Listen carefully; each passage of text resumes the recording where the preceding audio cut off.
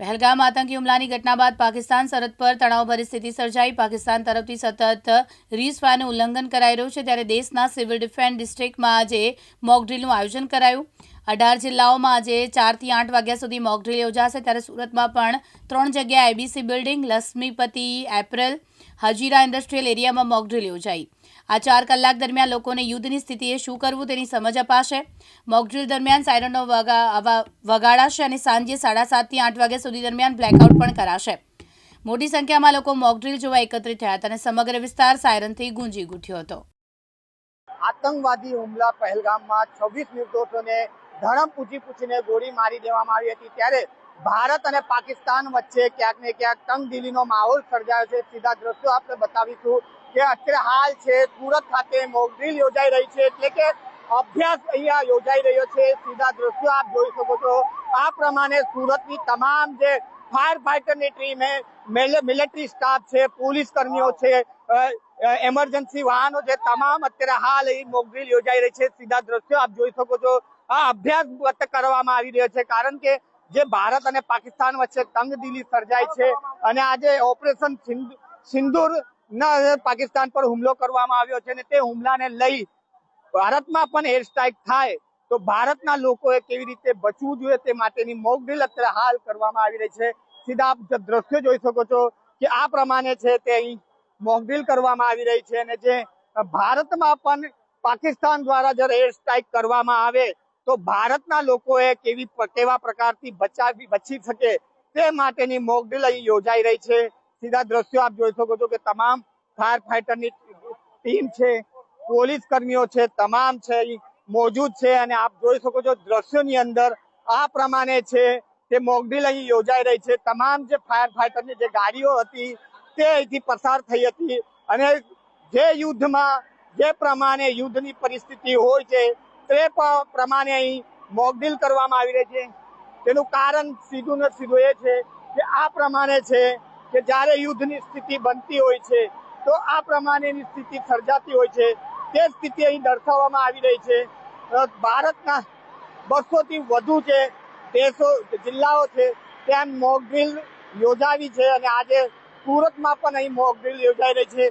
કેટલાક ધારાસભ્ય પણ છે, આપણે એમની સાથે પણ વાત કરીશું કે જે પ્રમાણે જે મોકડ્રીલ યોજાઈ રહી છે તે ભારતના લોકોને જાગૃત કરવા માટેની છે.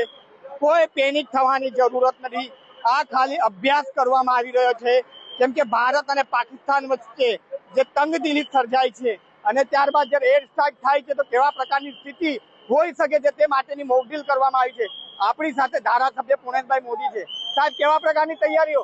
ફૂલ તૈયારી છે. કોઈ પણ પ્રસંગ આવો બને, અઘટિત ઘટના ઘટે તો આપણે નાગરિકોને કેવી રીતે બચાવવા, તંત્ર કેવી રીતે એલર્ટ રહેવું એનું એક આબોહૂબ રિહર્સલ એટલે આપણું આજનું મોકડ્રીલ છે.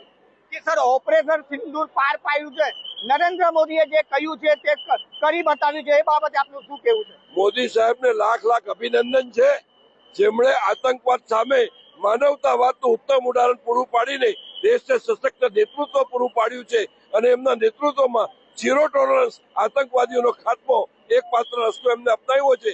એમને લાખ લાખ અભિનંદન છે. જે પ્રમાણે ધારાસભ્ય દ્વારા પણ લાખ લાખ અભિનંદન અહીં આપવામાં આવી રહ્યા છે, પરંતુ આપ જોઈ શકો છો આ ફક્ત મોકડ્રીલ છે કે ભારત અને પાકિસ્તાન વચ્ચે જે તંગદિલી સર્જાઈ છે અને ભારત દ્વારા જે ઓપરેશન સિંદૂરને પાર પાડવામાં આવ્યું છે ત્યારબાદ કેવા પ્રકારની જે પાકિસ્તાન ભારત પર જ્યારે એર સ્ટ્રાઇક કરે છે, કોઈ હુમલો કરે છે, ત્યારબાદ કેવા પ્રકારની સ્થિતિ હોય તે દર્શાવવામાં આવી દ્રશ્યો આપણે બતાવીશું. આપણે બીજા બી દ્રશ્યો બતાવવાના પ્રયત્ન કરીશું.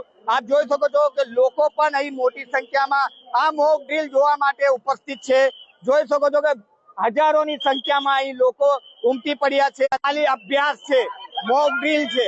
આ કેવી રીતે માણસો સુરત ખાતે મોકડ્રીલનું આયોજન કરવામાં આવ્યું હતું. આપણી સાથે મેયર શ્રી છે, આપણે એમની સાથે વાત કરીશું. સર, કેવા પ્રકારની તૈયારીઓ? તંત્ર કઈ રીતે સજ્જ હોય છે, પરિસ્થિતિ ક્યારે ખરાબ થાય એ પરિસ્થિતિમાં ત્યારે તંત્ર કઈ રીતે કામગીરી કરતી હોય તે રીતે ભારત સરકારના દિશા નિર્દેશ અનુસાર આજે સુરતમાં 3 જગ્યા પર મોકડ્રીલનું આયોજન કર્યું છે. અહીંયા પણ સફળતાપૂર્વક અત્યારે મોકડ્રીલ ચાલી રહી છે. જે રીતે ઓપરેશન સિંદૂર ભારતના વડાપ્રધાન નરેન્દ્ર મોદી દ્વારા સક્સેસ કરવામાં આવ્યું છે, એ બાબતે આપનું શું કહેવું? આદરણીય મોદી સાહેબ પહેલગામની ઘટના પછી એ બોલ્યા હતા કે તમે તેનો જવાબ મોદી સાહેબ આપશે, ત્યારે જનતાને પણ એની પર વિશ્વાસ હતો. વિશ્વાસનો મોદી સાહેબને ગઈકાલનું સિંદૂર ઓપરેશન પર વધારો થયો છે. જી સર, એક કેવા પ્રકારની સ્થિતિ છે અત્યારે હાલ ભારત પાકિસ્તાન વચ્ચે? ભારત બધી જ રીતે સજ્જ છે. બધી જ રીતે ભારત સજ્જ છે. જે પ્રમાણે આપણી સાથે કમિશનર, મ્યુનિસિપલ કમિશનર છે, આપણે એમની સાથે પણ વાત કરીશું.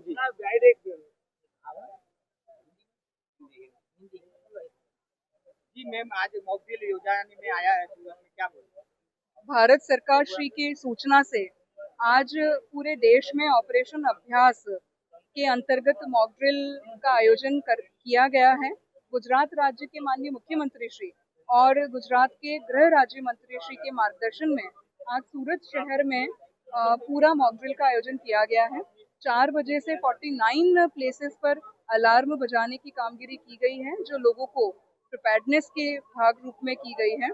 3 जगहों पे मॉक ड्रिल का आयोजन करने में आ रहा है, इंटरनेशनल बिजनेस सेंटर, हजीरा और सचिन खाते। इन तीनों जगहों पे पुलिस विभाग, corporation, collector office, fire, ambulance, hospitals, safe house, industries, ऐसे अलग अलग डिपार्टमेंट के लोग उसमें शामिल हुए हैं। लोगों का उसमें बहुत अच्छा कॉपरेशन मिल रहा है और साथ में पदाधिकारी जैसे एमपीज, एमएलएज, मेयर श्री और अन्य लोग भी इस मॉक ड्रिल में जुड़े हैं। 7:30 से 8 बजे तक ब्लैकआउट का आयोजन पूरे सूरत शहर में किया गया है।